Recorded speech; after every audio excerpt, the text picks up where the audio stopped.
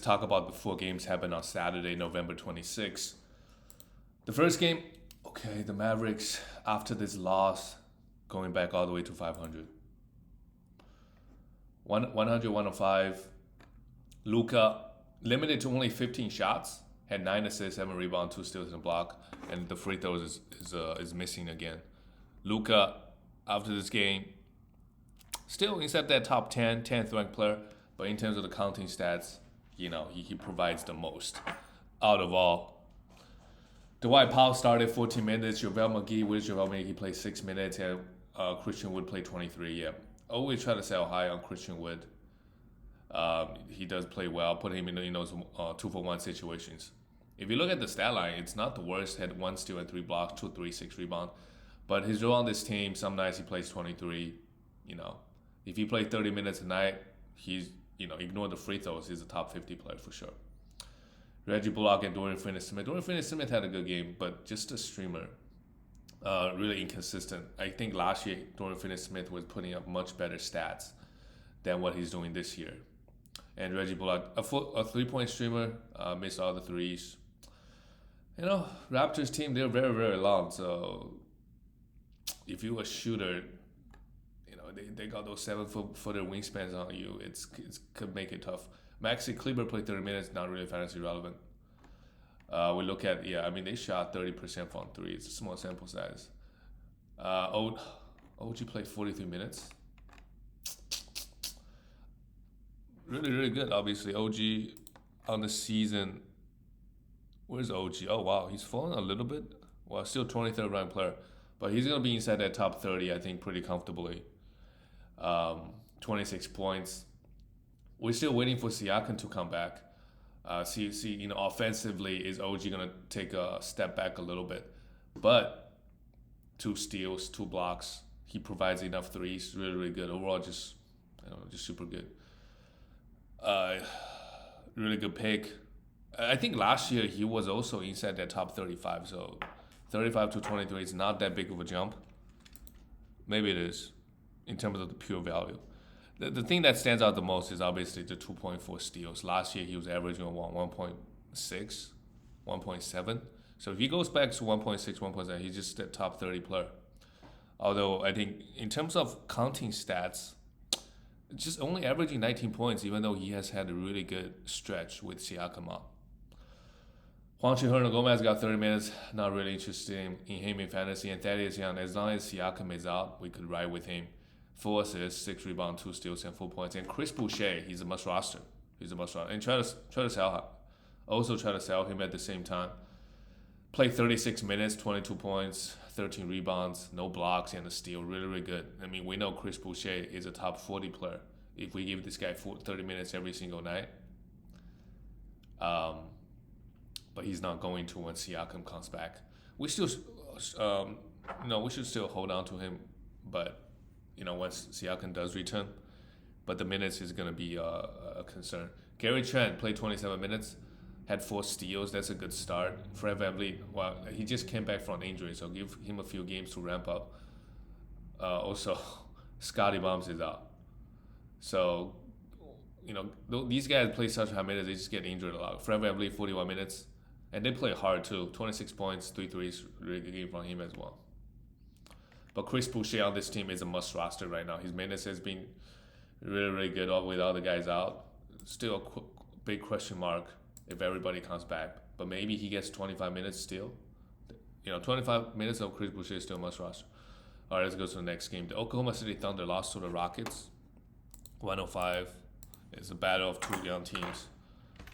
After this loss, let's see where Oklahoma City Thunder and Rockets is at. They're probably the bottom 2 teams. Oh, well. Thunder is still ahead of the Lakers, 12th seed. That's crazy. Warriors are only 10-10.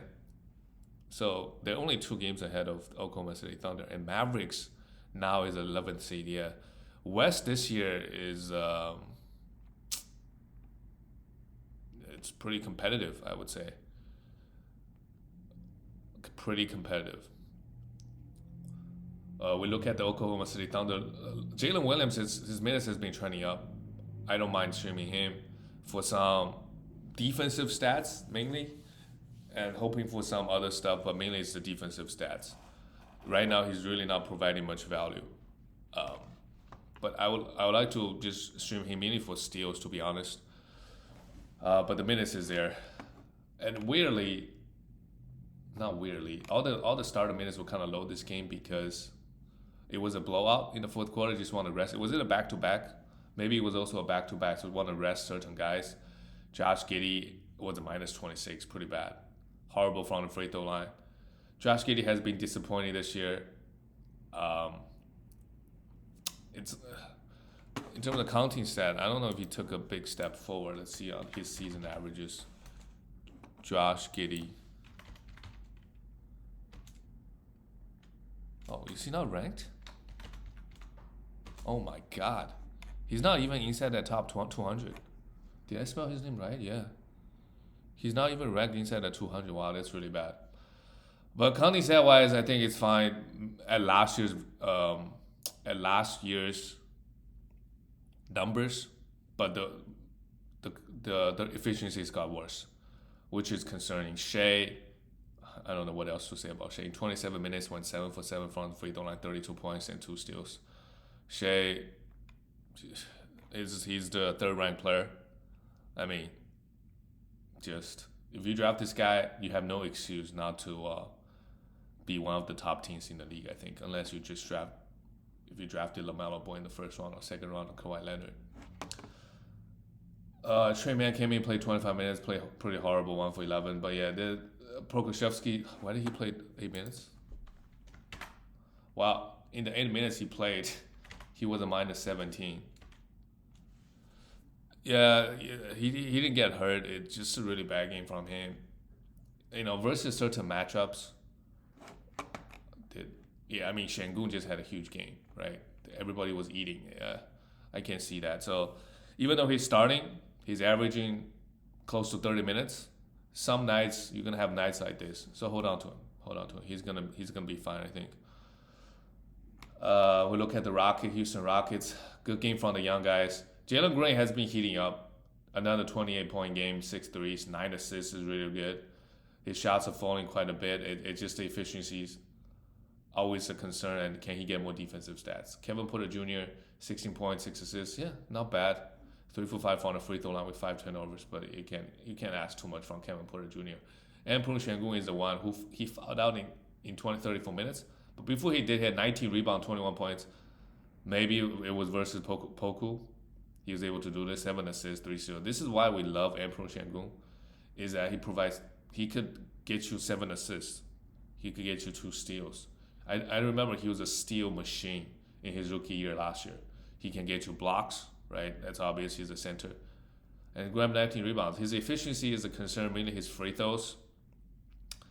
But this is really, really good. If you keep this up, try to sell him, to get him up top 30, because his counting stats is very intriguing. If I were the owner and somebody trading me Şengün, I might be, if I'm pounding free throws, I might be willing to put a heavy price, a top 30 player, like a Zach LaVine type of player, maybe.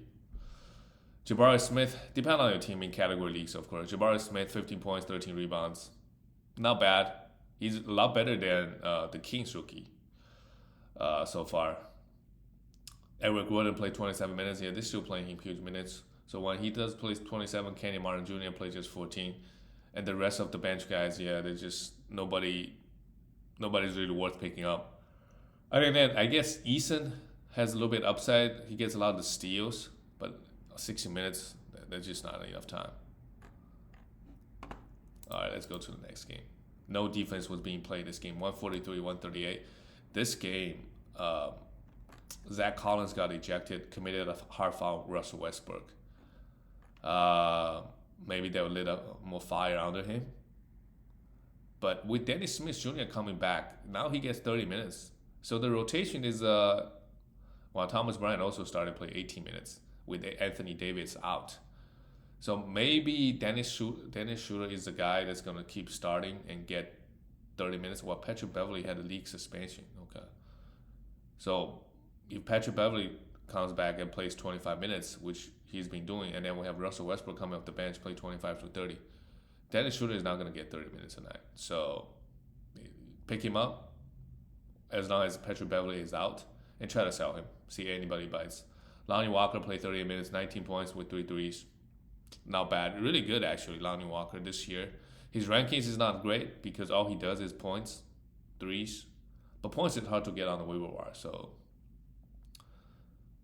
just hold on to him. And this year, he's been providing some defensive stats as well. Like, not a lot, but, one steal is good enough for his standard.